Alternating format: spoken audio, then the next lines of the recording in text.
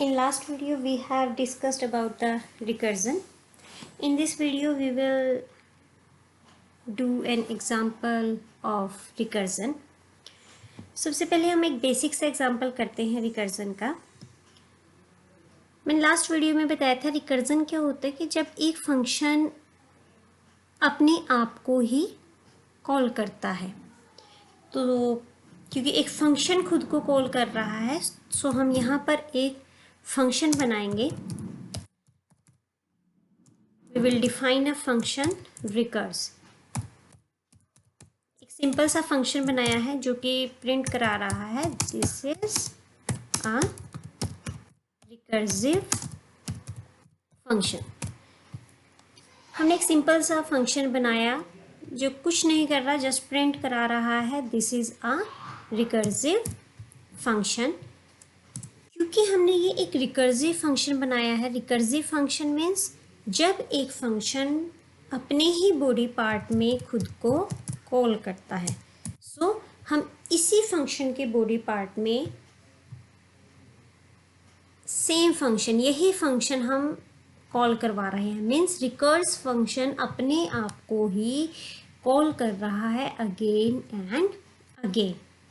सो जब भी कोई फंक्शन अपने बॉडी पार्ट में अपने आप को ही कॉल करता है that is known as recursion. तो यहाँ रिकर्स फंक्शन क्या कर रहा है, खुद को कॉल कर रहा है. अब क्योंकि किसी भी फंक्शन को रन करने के लिए हमें उसे कॉल करना पड़ता है तो outside of body part, outside of body of that function we will call that function recurse function.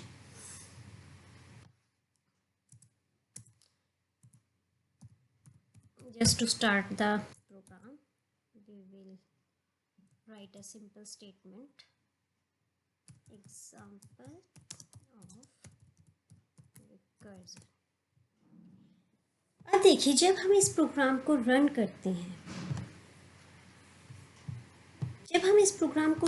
हैं, तो ये प्रोग्राम सेवरल टाइम रन होके, देखिए दिस इज अ रिकर्ज स्टार्ट हुआ, एग्जाम्पल फर्स्ट लाइन से स्टार्ट हुआ, एग्जाम्पल ऑफ रिकर्जन प्रिंट हुआ और उसके बाद रिकर्ज फंक्शन कॉल हुआ. जैसे ही रिकर्ज फंक्शन कॉल हुआ तो ये रिकर्ज फंक्शन क्या प्रिंट करा रहा है, this is a recursive function. ये रिकर्सिव फंक्शन वाली लाइन बार बार प्रिंट हो रही है, इनफाइनाइट टाइम प्रिंट हो रही है क्योंकि रिकर्ज फंक्शन खुद को कॉल कर रहा है. सो इसे हम इनफाइनाइट रिकर्जन भी बोल सकते हैं कि जब भी रिकर्जन कभी बेस कंडीशन पर पहुंच ही ना पाए तो वो रिकर्सिव कॉल बार बार रिकर्सिव कॉल होती रहेंगी फंक्शन के लिए और वो प्रोग्राम कभी भी टर्मिनेट नहीं होगा. मैंने लास्ट वीडियो में आपको बताया था रिकर्जन के लिए दो कंडीशन होती हैं, एक तो बेस कंडीशन होनी जरूरी है, दूसरा हर रिकर्सिव कॉल में हम मूव करते हैं उस बेस कंडीशन की तरफ. लेकिन आप इस प्रोग्राम में देखिए कोई भी कंडीशन नहीं है, फंक्शन खुद को कॉल तो कर रहा है लेकिन there is no condition when will this particular recursive calls terminate. हमेशा रिकर्सिव फंक्शन, ये रिकर्स फंक्शन खुद को कॉल कर रहा है, जितनी बार ये फंक्शन रन हो रहा है, एग्जीक्यूट हो रहा है, उतनी बार ये खुद को कॉल कर रहा है. So there is no base condition which terminate this particular function. So ऐसे केस में क्या होता है, ऐसे केस में रिकर्सिव कॉल होती रहती हैं और प्रोग्राम कभी भी टर्मिनेट नहीं होता. सो इस टाइप की सिचुएशन को हम बोलते हैं इनफाइनाइट recursion कि if a recursion never reaches a base condition it goes on making recursive call again and again and the program never terminates. तो इस कंडीशन को हम इनफाइनाइट रिकर्जन कहते हैं कि प्रोग्राम टर्मिनेट ही नहीं हो रहा और function again and again recursive calls कर रहा है खुद को. So it's not a good idea. इस तरीके से अगर हम कोई फंक्शन बना रहे हैं it's not a good idea क्योंकि हमारा जो पर्पस है वो फुलफिल नहीं हो रहा, हम किसी कंक्लूजन पर ही नहीं पहुंच रहे हैं और जो प्रोग्राम है हमारा वो देखिए इनफाइनाइटली रन हो रहा है.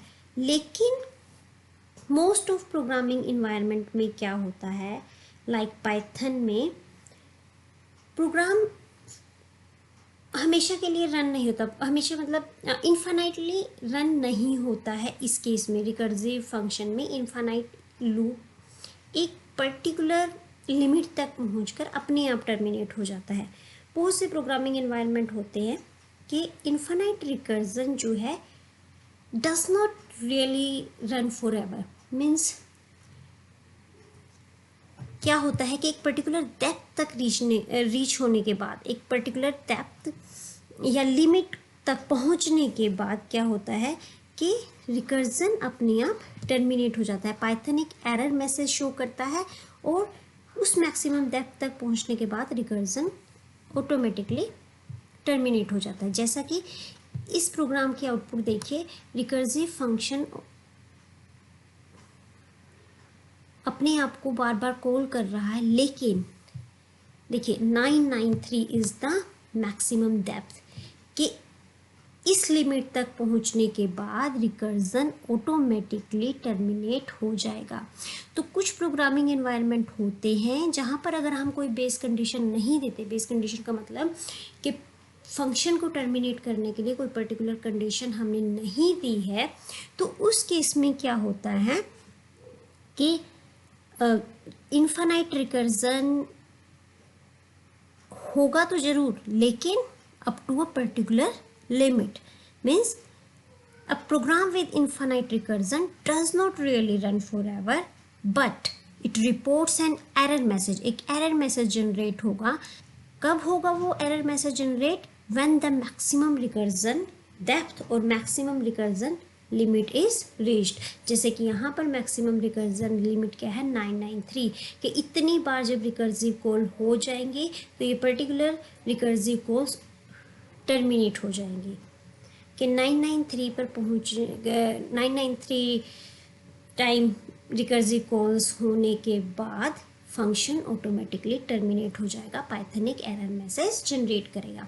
तो इस प्रोग्राम से दो चीज़ें तो साफ हैं कि फर्स्ट हमें एक बेस कंडीशन की तो ज़रूरत होती है रिकर्सिव कॉल्स के टाइम। उस बेस कंडीशन की ज़रूरत क्यों होती है? ताकि ये जो प्रोग्राम है इन्फानाइट ना बन जाए, इन्फानाइट रिकर्जन ना हो इसमें। और दूसरा, जितनी बार भी वो रिकर्सिव कॉल हो, हर बार हम बेस कंडीशन की तरफ मूव करें। लेकिन इस एग्जांपल में हम देख रहे हैं फंक्शन खुद को कॉल तो कर रहा है, लेकिन बिना किसी कंडीशन के। और बिना किसी कंडीशन के जब कॉल कर रहा है, it means it is an infinite recursion. Means recursive call infinitely होती रहेंगी। लेकिन पाइथन में ये इन्फानाइट रिकर्जन जो होती है, ये रिकर्सिव कॉल्स जो होती हैं फॉरएवर नहीं चलती हैं। मीन्स इन्फानाइटली नहीं चलती हैं। एक लिमिट के बाद, एक रिकर्जन डेप्थ के बाद ये ऑटोमेटिकली टर्मिनेट हो जाती हैं।